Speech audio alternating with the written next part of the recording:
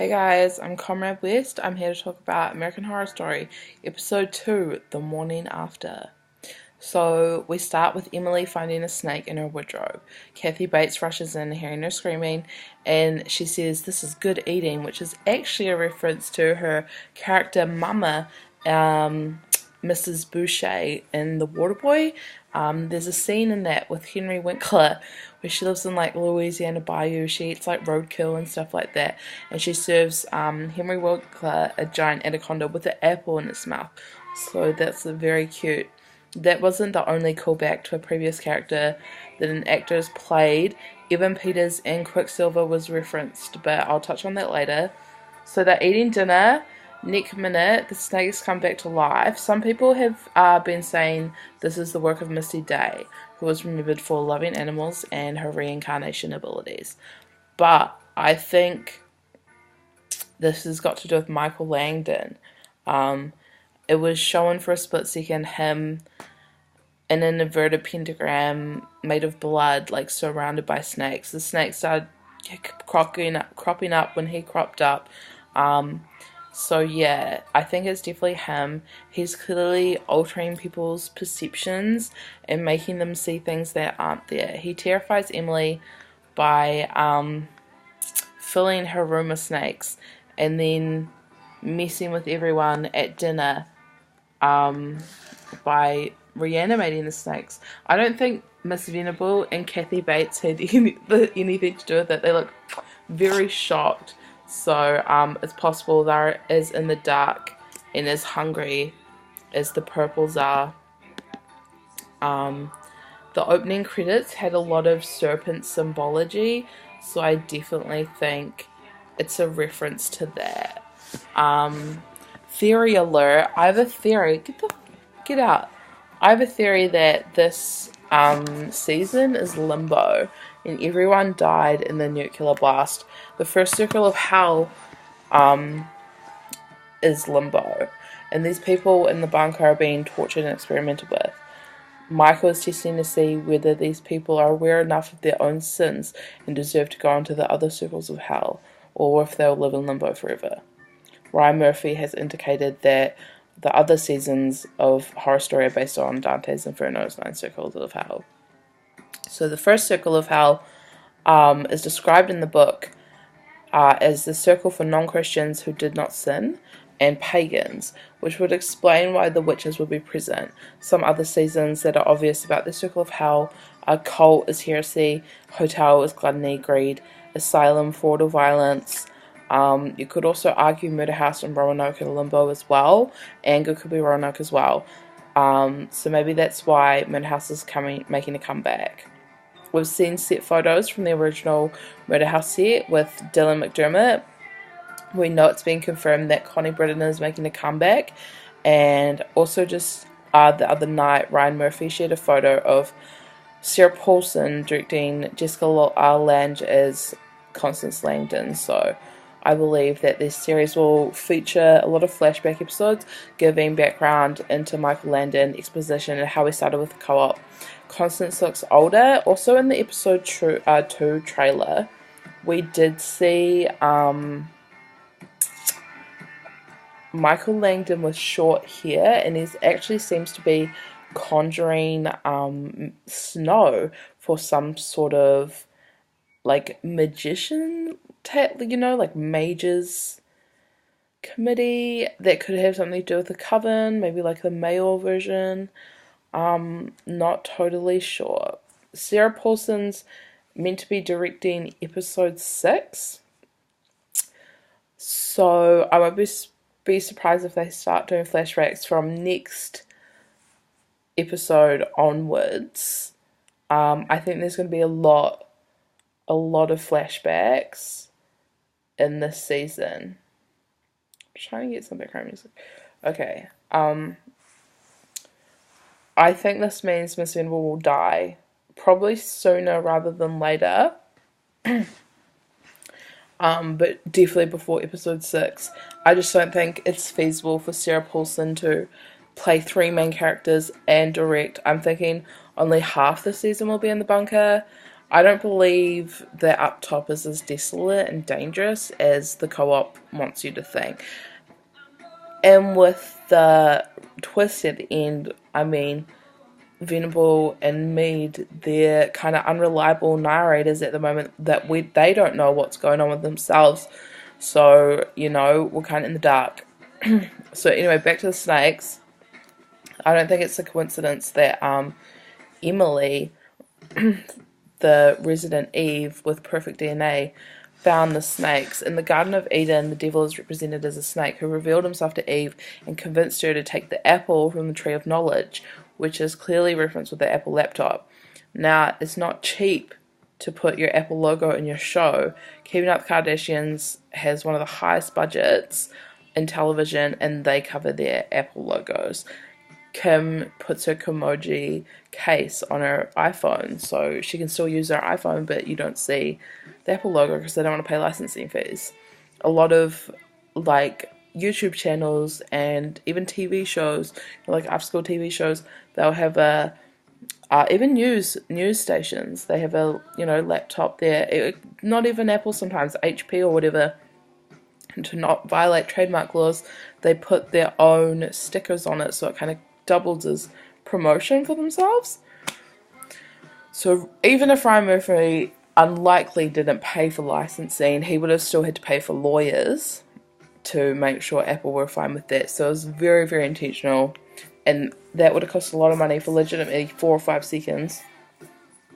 So I think it was definitely meant to establish the links between snakes being the devil and the apple being from the tree of knowledge, and Emily, kind of going there and doing that. I believe this was a test from Michael to see if Adam and Eve would cave to original sin again. It's not a coincidence that Emily was the one kind of pushing this, saying let's look at the emails, and Timothy was kind of hesitant. I think it's possible that the internet doesn't exist and this was a hallucination, like the one Gallant had at the end of the episode. You see what you want to see. That was Michael's test. He kind of set them up to see if they would sin, and they did. They used it as a justification for their sin. They used it as a justification to have sex. Instead of being responsible for their own desires, they kind of sinned, violated someone's privacy, and then was like, oh, well, this is happening, so fuck it. We're not gonna, let's pack it in. So yeah, I wouldn't be surprised if legitimately the internet does not exist. And why would you have a laptop? Why would you? You're coming in on a horse and carriage. You have a laptop. I have so many questions about that. Sorry. It is just a theory, but it's probably true. Venable and Miss Mead did seem a little bit confused when Emily confronted them. Was like, well, we saw the emails, we saw everything, and they just kind of looked at each other like, what? But also that could be more like, oh, fuck, she knows everything. Now we have to kill her. But also, why, I think the overarching question, why don't you want to have sex? Are you trying to repopulate or not? We want to be having babies. We want to be saving humanity. Yeah, that's weird. Also, side theory. So those emails were dated 20th of October 2021. But we've clearly seen Kick-Ass Cordelia, Queenie's meant to be in it, Missy Day's meant to be in it, Murder we've seen in footage. So all these people are dead. And this happened in a 3-week period of Cordelia becoming supreme and Madison dying, because we saw Madison there as well. That wasn't even a 3-week period. That was literally 24 hours. Then they all go back to their coven in an alternate dimension? No, I don't think that's happening. Queenie died in Hotel, but Hotel still exists. Even though it's possible, it's more possible that Hotel exists in an alternate dimension than Coven does. Or, did the apocalypse just not reach New Orleans? So I think it's more likely they're all dead. Connie Britton's going to be there, if Dylan McDermott's going to be there, if Tate Langdon's there, they're all dead. why is it not possible that these people are dead as well? And even if they could be dead and still like operating from the other side, but I'll go into that later. Back on track, Michael gives a big speech about cooperating with the cooperative. I think a lot of what he actually had to say was misdirection, and the real thing to gain from the scene is the power dynamics. Throughout this episode, Mead and Venables seem confused and in the dark. They even go so far as to tie up Gallant and whip him to interrogate him for answers about what Michael was saying to him and questions he was asking. It is clear through Michael's dialogue to Miss Venable he has no respect for Venable. She's as disposable to him as the purples and greys.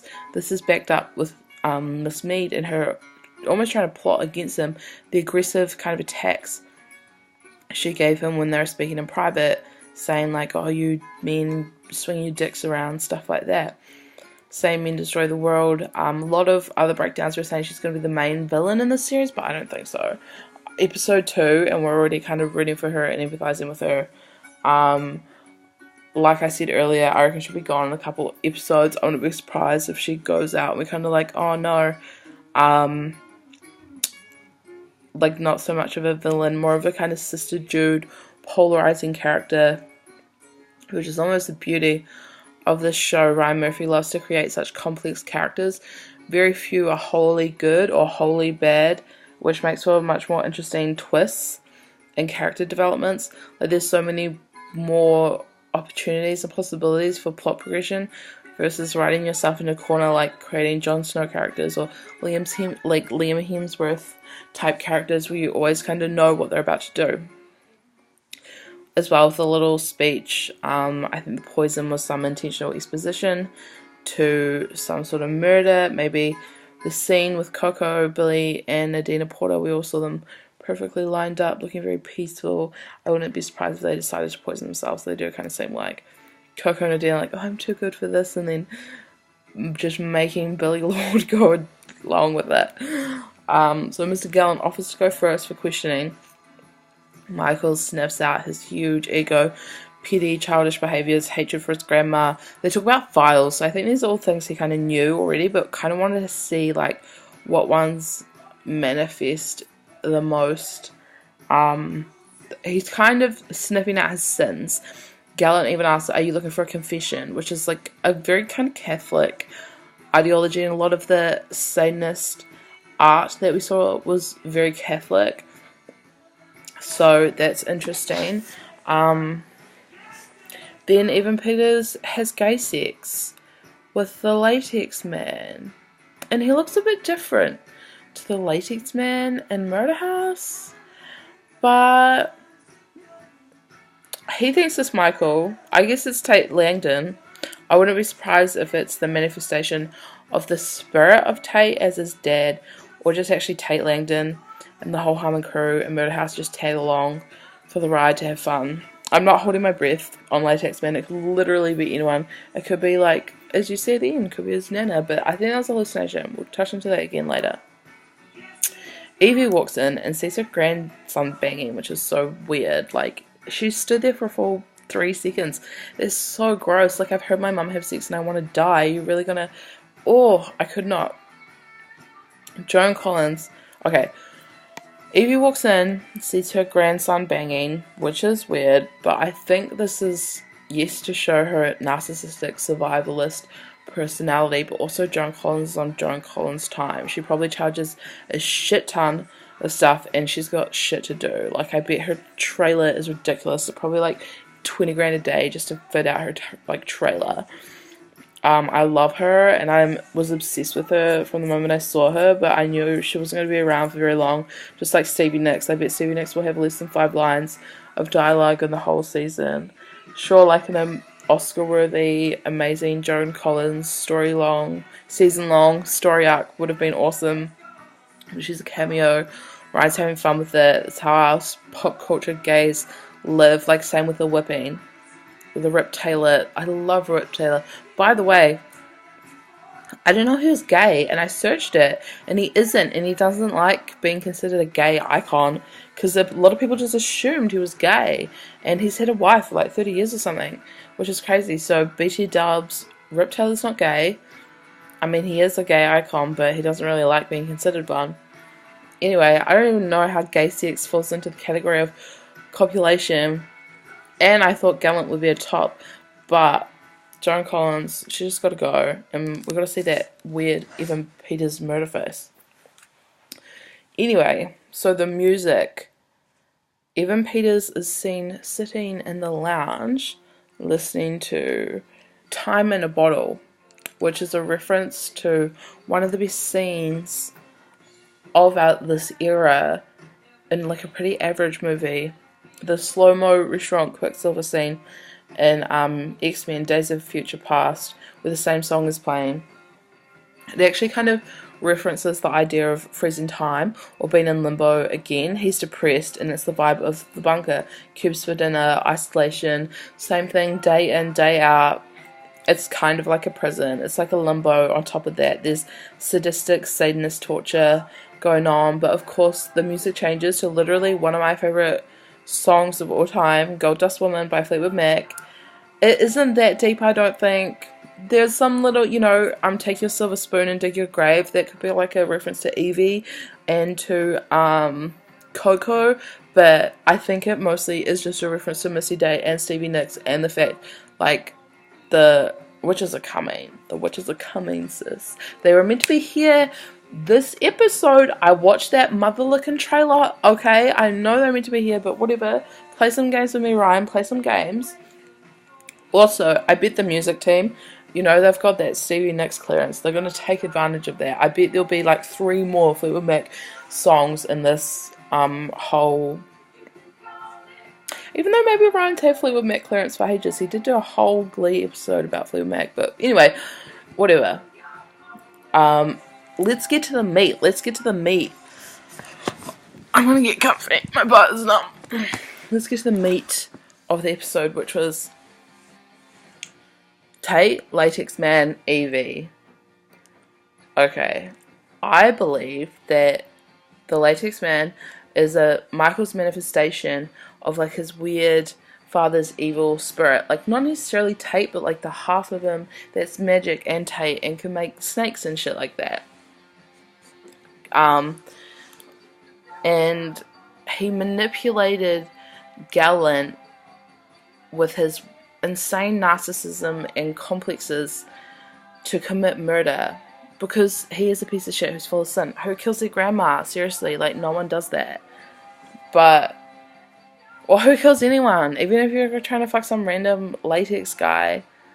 Like what? Anyway, Joan Collins got to go to a mansion in the south of France and see her dogs. Like, so that's probably why that happened. And Timothy and Emily find the emails, decide to fuck. They're caught and sentenced to death.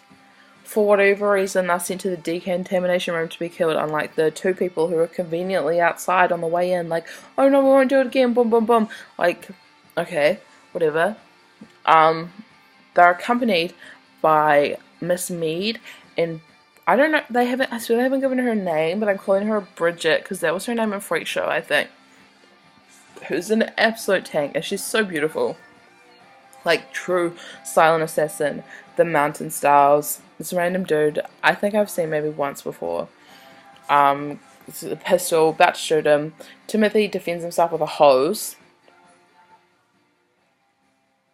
He grabs the pistol, he shoots Mead, who staggers around the corner, and we see her insides, which is wires and white alien fluid. White fluid, kind of like white-esque blood fluid, which, I guess, yeah, whatever.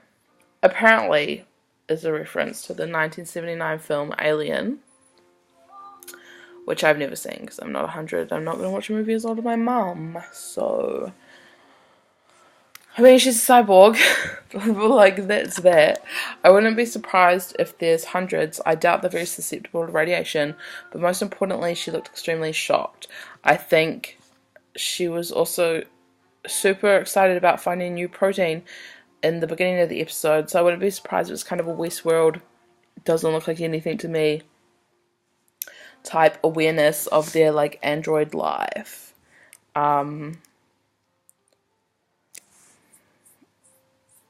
Yeah, so, like, Mead and exhibited some very human-like behaviours last episode when they dressed up in the purple outfits and gossiped. It's the same Westworldian question.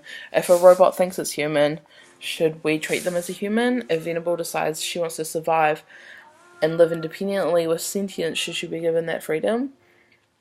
Maybe I've legit been watching too much Westworld, but it does seem as if these robots have been built by the cooperative with certain morals that encompass Satanism and work for the Satanist agenda.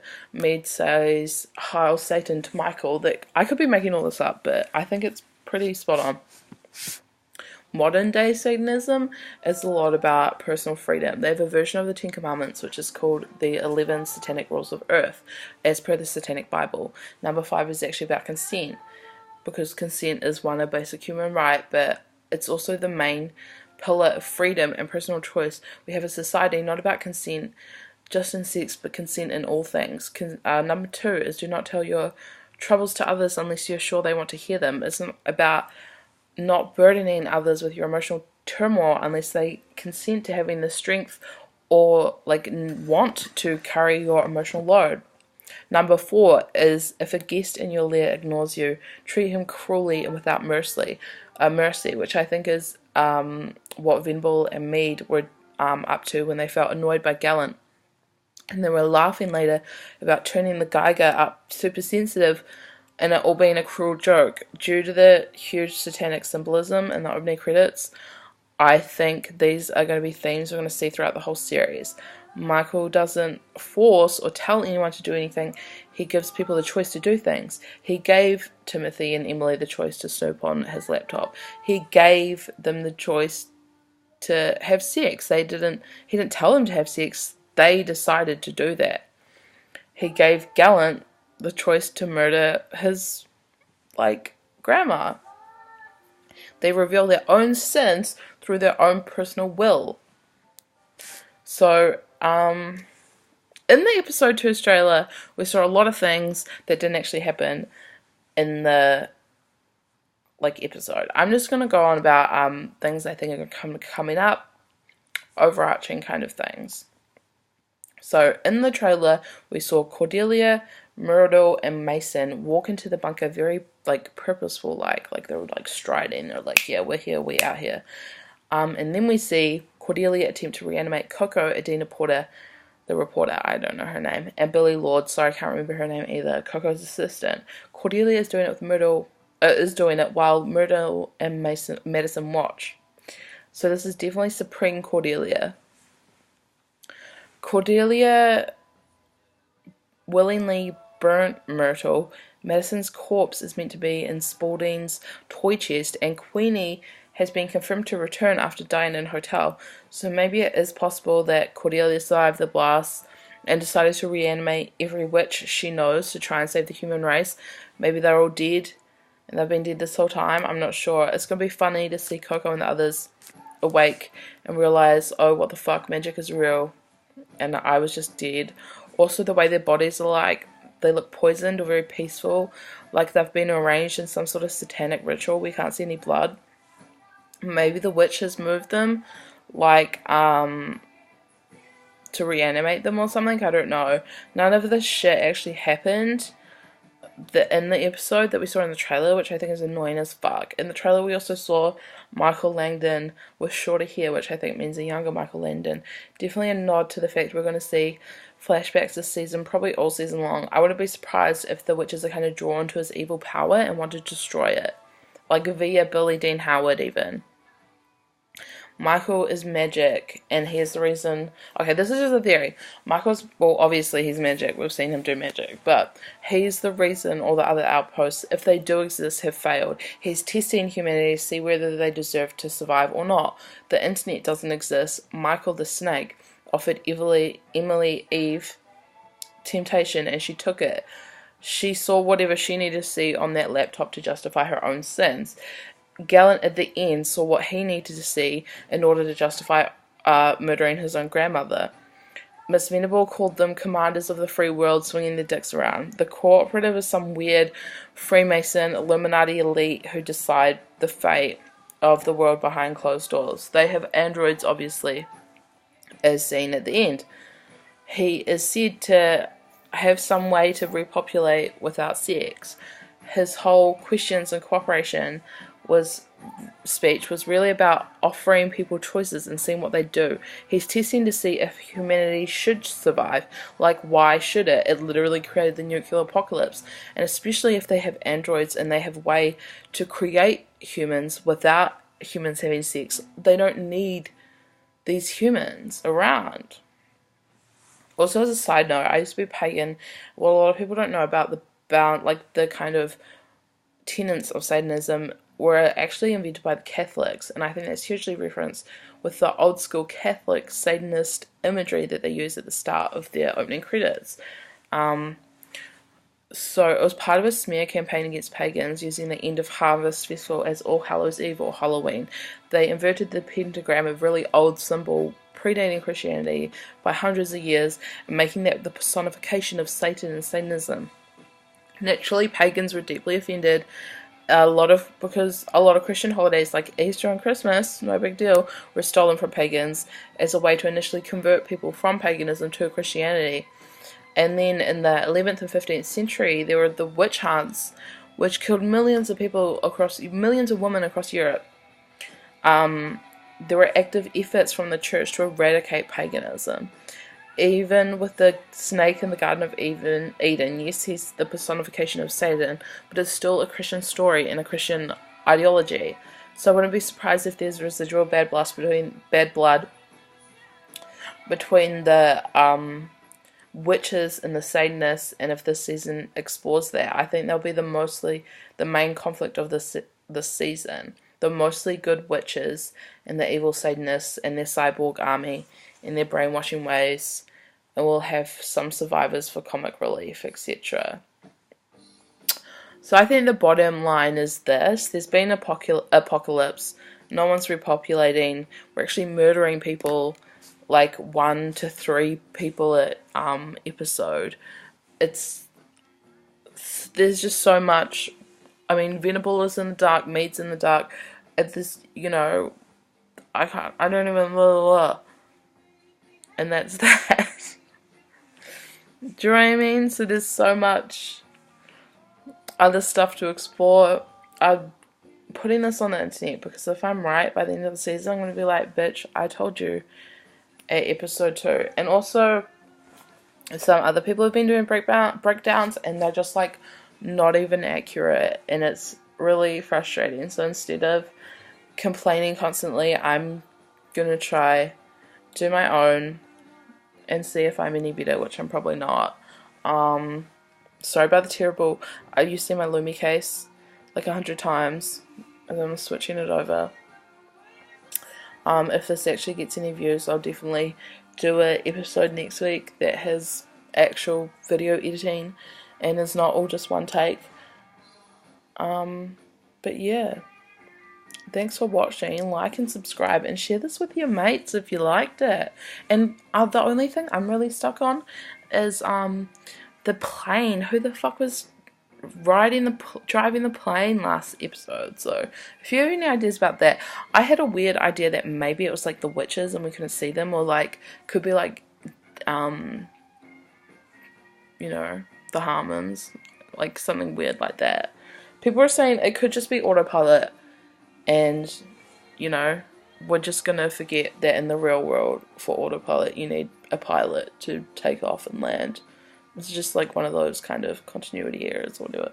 But anyway, thank you so much for watching my half-hour ramble. Love you guys. Bye. Follow me on Twitter at Comrade West.